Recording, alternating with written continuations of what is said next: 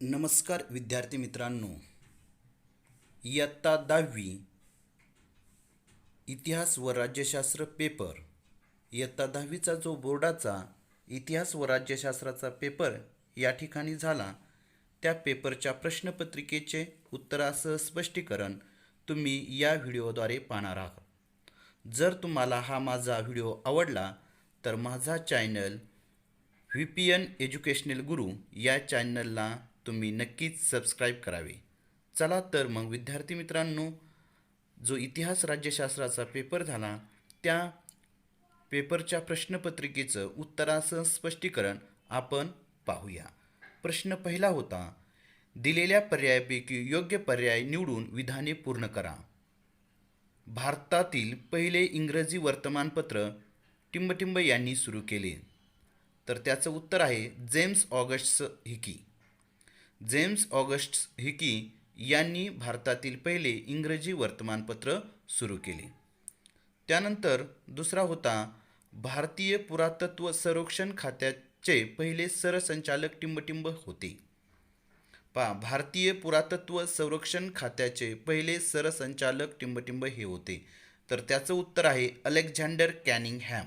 ज्या विद्यार्थ्यांनी अलेक्झांडर कॅनिंगहॅम हे उत्तर लिहिलं त्यांचं हे उत्तर या ठिकाणी बरोबर आहे. त्यानंतर कोलकाता येथील टिंबटिंब हे भारतातील पहिले संग्रहालय होय. कोलकाता येथील भारतीय संग्रहालय हे भारतातील पहिले संग्रहालय होय. ब होता, पुढीलपैकी प्रत्येक गटातील चुकीची जोडी ओळखून पुन्हा लिहा. यामध्ये इब्न बतुता भारत ही या ठिकाणी चुकीची जोडी आहे. त्यानंतर खाली 2 मध्ये दुसरा होता, आट्यापाट्या बैठे खेळ. आट्यापाट्या हा मैदानी खेळ आहे. या ठिकाणी काय दिलं आहे, आट्यापाट्या बैठे खेळ, म्हणून या ठिकाणी ही विसंगत जोडी आपल्याला सांगता येईल. त्यानंतर या ठिकाणी भाऊ महाजन ज्ञानोदय ही या ठिकाणची विसंगत जोडी आपल्याला सांगता येईल.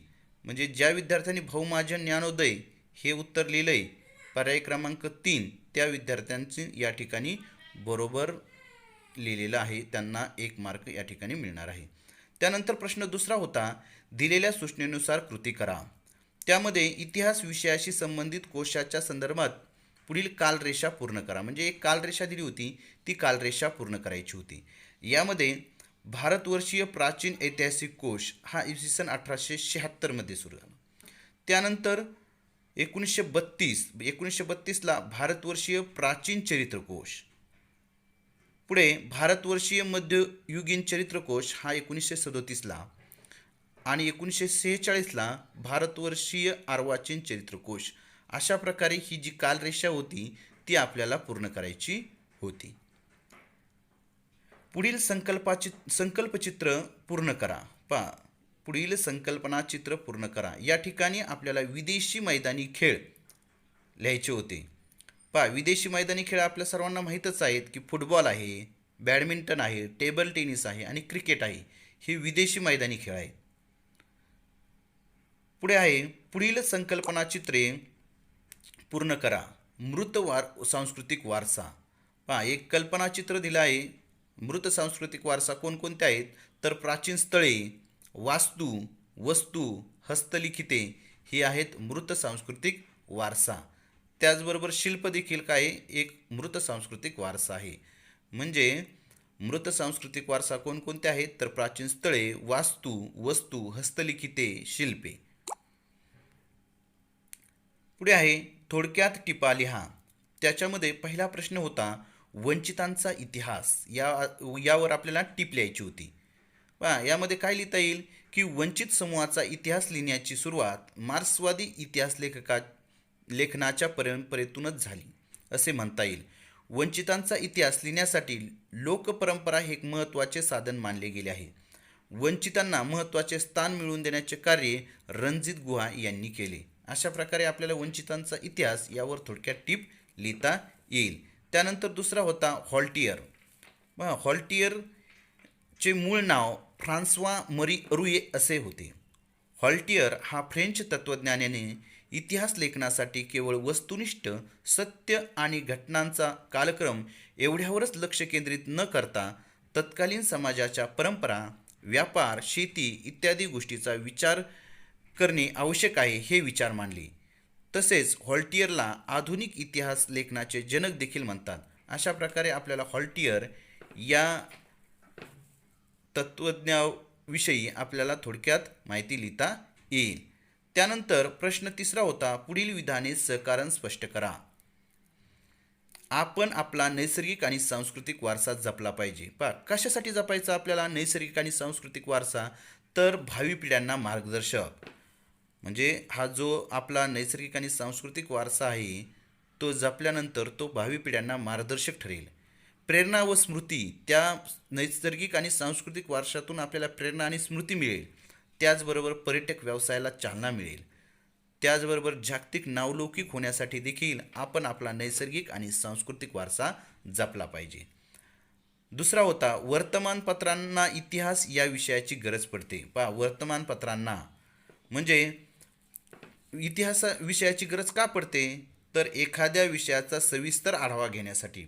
जर वर्तमानपत्रामध्ये एखाद्या विषयाचा सविस्तर आढावा घ्यायचा असेल तर त्या ठिकाणी त्यांना इतिहास या विषयाची गरज पडते.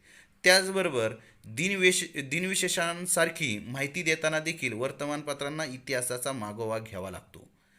तसेच भूतकालीन आर्थिक, सामाजिक व राजकीय घटनांची सांगड घालणे व विकासास चालना देणे यासाठी देखील इतिहासाची गरज पडत असते. त्याचबरोबर वर्तमानपत्रातील लेख व विशेष पुरवण्या लिहिण्यासाठी इतिहासाची आवश्यकता भासत असते. अशा प्रकारे आपल्याला वर्तमानपत्रांना इतिहास या विषयाची का गरज पडते हे याद्वारे सांगता येईल. खेळण्याद्वारे इतिहासावर प्रकाश पडतो. खेळण्याद्वारे इतिहासावर प्रकाश पडतो. खेळामधून इतिहास आणि तंत्रज्ञानाची प्रगती यावर प्रकाश पडतो. कारण धार्मिक व सांस्कृतिक परंपरा समजतात. म्हणजे धार्मिक आणि सांस्कृतिक परंपरा समजतात. ऑलिम्पिकचे रेकॉर्ड समजतात. त्यामुळे खेळण्याद्वारे इतिहासावर प्रकाश पडतो हे आपण या ठिकाणी म्हणू शकतो. त्यानंतर चौथा प्रश्न होता, बाळज पंडित यांचे आकाशवाणीवरील क्रिकेटचे धावते समालोचन रंजक होता असे. कारण ते समालोचन करताना त्या मैदानाचा इतिहास, खेळाडूचा इतिहास, खेळाशी संबंधित असणाऱ्या आठवणी आणि पूर्वीचे विक्रम याची माहिती देत असत. त्यांना खेळाचे आणि खेळाच्या इतिहासाचे उत्तम ज्ञान असल्यामुळे त्यांचे समालोचन रंजक व्हायचे. त्यानंतर प्रश्न चौथा, दिलेल्या उत्तराचे वाचन करून त्याखालील प्रश्नांची उत्तरे लिहा. या ठिकाणी आपल्याला हा सोहगौंडा ताम्रपट हा जो उतारा आहे हा उतारा वाचायचा होता आणि वाचल्यानंतर आपल्याला त्यातील प्रश्नांची उत्तरे लिहायची होती. पहिला प्रश्न होता, सोहगौडा ताम्रपट कुठे सापडला? तर त्याचं उत्तर आहे उत्तर प्रदेश राज्यातील गोरखपूर जिल्ह्यात. सोहगौडा ताम्रपट कुठे सापडला? तर उत्तर प्रदेश राज्यातील गोरखपूर जिल्ह्यामध्ये. सोहगौडा ताम्रपटावरील कोरीव लेख कोणत्या लिपीमध्ये लिहिलेला आहे? तर ब्राह्मी लिपीमध्ये. तिसरा प्रश्न होता, सोहगौडा ताम्रपटाचे इतिहासाचे साधन म्हणून महत्त्व स्पष्ट करा. त्याचं उत्तर आहे दुष्काळजन्य परिस्थितीचे निराकरण करण्यासाठी काय काळजी घ्यावी या संदर्भातील आदेश हे महत्त्व या ताम्रपटाचे आपल्याला या ठिकाणी स्पष्ट करता येईल. त्यानंतर प्रश्न पाचवा होता, पुढील प्रश्नांची सविस्तर उत्तरे लिहा. त्यामध्ये उपयोजित इतिहासाचा वर्तमान काळाशी कसा संबंध असतो? ते मी मुद्द्याच्या आधारे या ठिकाणी स्पष्ट केलेलं आहे. त्या मुद्द्यामध्ये तुम्ही आणखी भर टाकू शकत होता. पहिला मुद्दा मी सांगितलंय भूतकालीन घटनांचा आधार. उपयोजित इतिहासाचा वर्तमान काळाशी कसा संबंध असतो? तर भूतकालीन घटनांचा आधार घेऊन हे उपयोजित इतिहास वर्तमान काळाशी जोडता येतं. पूर्वजांविषयी कुतूहल व आत्मीयता, त्याचबरोबर सामाजिक आव्हानावर उपाययोजना आणि यथायोग्य आकलन होण्यासाठी तसेच भविष्य काळासाठी दिशादर्शक म्हणून आपल्याला त्या उपयोजित इतिहासाचा वर्तमान काळाशी सहसंबंध सांगता येईल. आकाशवाणीचा इतिहास लिहा.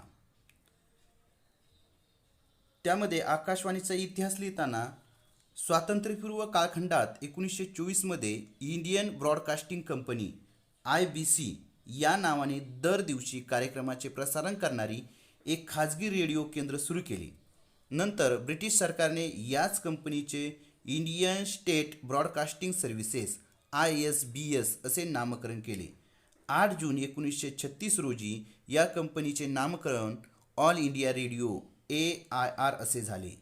भारत स्वतंत्र झाल्यावर AIR भारत सरकारच्या माहिती व प्रसारण खात्याचा एक भाग झाले. शासकीय कार्यक्रम व उपक्रमाची माहिती देणारे अधिकृत केंद्र असे याचे सुरुवातीला स्वरूप होते. ख्यातनाम कवी पंडित नरेंद्र शर्मा यांच्या सूचनेनुसार आकाशवाणी हे नाव देण्यात आले. म्हणजे या ठिकाणी हा आकाशवाणीचा इतिहास आपल्याला लिहायचा होता. त्यानंतर तिसरा प्रश्न आहे, मैदानी खेळ व बैठे खेळ यांच्यातील मैदानी खेळ हे मैदानावर खेळले जातात आणि बैठे खेळ हे बसून खेळले जातात. पहा, उदाहरणार्थ मैदानी खेळामध्ये कशात समावेश होतो तर कबड्डी, आट्यापाट्या. बैठे खेळामध्ये बुद्धिबळ, पत्ते, कॅरम यांचा समावेश होतो. तर मैदानी खेळामध्ये शारीरिक श्रमाची जास्त आवश्यकता असते, तर बैठ्या खेळामध्ये शारीरिक श्रमाची कमी आवश्यकता असते. अशा प्रकारे आपल्याला मैदानी खेळ आणि बैठे खेळ याच्यातील फरक स्पष्ट करून सांगता येईल. चौथा प्रश्न होता, पर्यटन आणि आतिथ्य क्षेत्रात इतिहासाच्या विद्यार्थ्यांना कोणत्या व्यावसायिक संधी उपलब्ध आहेत. पहा, पर्यटन क्षेत्र असेल त्या ठिकाणी पर्यटन हा सर्वाधिक रोजगार निर्मितीचा उद्योग आहे. पहा, यामध्ये आपण व्हिसा तयार करणे, उत्कृष्ट गाईड म्हणून देखील कार्य करू शकतो. त्याचबरोबर हॉटेल व्यवसाय या ठिकाणी चांगल्या प्रकारे चालू शकतो. तसेच संदर्भ साहित्याची विक्री आपण करू शकतो. त्याचबरोबर या पर्यटकांना ट्रॅव्हलिंग सुविधा आपण देऊ शकतो. म्हणजे अशा प्रकारचे विद्यार्थ्यांना एक व्यावसायिक संधी या पर्यटन आणि अतिथी क्षेत्रामध्ये मिळू शकतात. पहा, प्रश्न चौथा होता की दिलेल्या पर्यायापैकी योग्य पर्याय निवडून विधाने पूर्ण करा. लोकशाहीचा गाभा म्हणजे टिंबटिंब होय. सत्तेचे विकेंद्रीकरण हे लोकशाहीचा गाभा आहे. पुढचा होता, स्वातंत्र्यपूर्व काळात ओडिशातील टिंबटिंब या आदिवासी जमातीने ब्रिटिशांविरुद्ध उठाव केला. तर कोणती आदिवासी जमात होती? गोंड या आदिवासी जमातीने स्वातंत्र्यपूर्व काळात ओडिशातील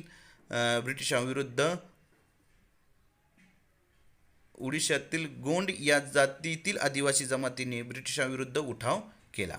उत्तर आहे गोंड. त्यानंतर प्रश्न 7वा होता, पुढील विधाने चूक की बरोबर ते कारण स्पष्ट करा. न्यायालयाच्या विविध विषयावरील निर्णयातून भारतीय राजकीय प्रक्रिया परिपक्व होण्यास मदत झाली आहे. बरोबर. या ठिकाणी जर राजकीय प्रक्रिया एखादा निर्णय घेण्यास असमर्थ ठरली तर न्यायालय त्याच्यामध्ये हस्तक्षेप करून योग्य ते निर्णय देते, हे आपण पाहिलेलं आहे. उदाहरणार्थ जुनी पेन्शन योजना यामध्ये देखील काय सांगितलं आहे आता सरकारने की न्यायालय जो निर्णय देईल तो आपण या ठिकाणी मान्य करू. म्हणजे न्यायालय काय करत असतं की जे काही निर्णय प्रक्रिया आहे या निर्णय प्रक्रियामध्ये सहभागी होत असतं. त्यामुळं राजकीय प्रक्रिया ही परिपक्व बनत चालली आहे. म्हणून हे विधान या ठिकाणी बरोबर आहे. एखाद्या घटक राज्यात केव्हा व किती टप्प्यात निवडणुका घ्यायचे हे राज्य सरकार ठरवते. चूक. घटक राज्यात केव्हा व किती टप्प्यात निवडणुका घ्यायचे हे निवडणूक आयोग ठरवत असतं बा. म्हणून हे विधान या ठिकाणी चूक आहे. त्यानंतर तिसरं आहे, ग्राहक चळवळ अस्तित्वात आली. बरोबर. का ग्राहक चळवळ अस्तित्वात आली तर फसवणुकीपासून ग्राहकाचे संरक्षण करण्यासाठी ग्राहक चळवळ अस्तित्वात आलेली आहे. 8वा प्रश्न आहे, पुढील संकल्पना स्पष्ट करा. बहुपक्ष पद्धती. पहा, आपल्या भारत देशात देखील ही बहुपक्ष पद्धत आहे. यामध्ये अनेक राजकीय पक्ष सत्तेच्या स्पर्धेत असतात आणि सर्वांचा कमी अधिक प्रभाव असतो. अशी पद्धती बहुपक्ष पद्धत म्हणून ओळखली जाते. त्यानंतर आहे जलक्रांती. डॉक्टर राजेंद्र सिंह राणा यांनी राजस्थानमध्ये मोठी जलक्रांती घडून आणली. राजस्थानच्या वाळवंटात नद्या पुनर्जीवित केल्या. त्यांनी तरुण भारत संघ या संघटनेची स्थापना करून जलसंवर्धनाचे कार्य केले. अशा प्रकारे आपल्याला ही जलक्रांती ही संकल्पना या ठिकाणी स्पष्ट करायची होती. ब आहे, दिलेल्या सूचनानुसार कृती करा. पुढील ओघ तक्ता पूर्ण करा. निवडणूक प्रक्रिया कशी असते याचा जो ओघ तक्ता आहे तो या ठिकाणी पूर्ण करायचा होता. पहा, मतदारसंघाची निर्मिती झाल्यानंतर मतदार याद्या निश्चिती केल्या जातात. त्यानंतर उमेदवारांकडून नामांकन पत्र व छाननी केली जाते. त्यानंतर निवडणूक प्रचार होतो आणि नंतर प्रत्यक्ष मतदान आणि नंतर मतमोजणी. अशा प्रकारे ही जी निवडणूक प्रक्रिया आहे ही निवडणूक प्रक्रिया काम करत असते. पुढचा आहे दिलेली आकृती पूर्ण करा. महाराष्ट्रातील प्रादेशिक पक्ष. पहा महाराष्ट्रामध्ये कोणकोणते प्रादेशिक पक्ष आहेत, तर पहिला आहे शिवसेना, नंतर बहुजन विकास आघाडी, महाराष्ट्र नवनिर्माण सेना, शेतकरी कामगार पक्ष, असे महाराष्ट्रातील प्रादेशिक पक्ष आपल्याला या ठिकाणी लिहायचे होते. 9वा प्रश्न आहे, पुढील प्रश्नांची उत्तरे लिहा. न्यायालयाने दिलेल्या कोणत्या निर्णयामुळे महिलांच्या सन्मान व प्रतिष्ठाची जपवणूक झाली आहे. पहा न्यायालयाने बालकांचे हक्क, महिलांची प्रतिष्ठा आणि त्यांचा सन्मान राखण्याची गरज आणि व्यक्ती स्वातंत्र्य असे जे निर्णय दिलेत, या निर्णयामुळे महिलांचे सन्मान आणि प्रतिष्ठाची जपवणूक झालेली आहे, हे आपल्याला या ठिकाणी सांगता येईल. त्यानंतर दुसरा प्रश्न होता, चळवळीला खंबीर नेतृत्वाची गरज का असते. पहा एखादी चळवळ असेल, या चळवळीला खंबीर नेतृत्वाची का गरज असते, तर ती चळवळ क्रियाशील राहण्यासाठी, त्याचबरोबर त्या चळवळीचा हेतू साध्य होण्यासाठी, तसेच कार्यक्रमाचा निर्णय घेण्यासाठी. पहा चळवळीचे जे कार्यक्रम असतात ते निर्णय घेण्यासाठी एका खंबीर नेतृत्वाची गरज असते.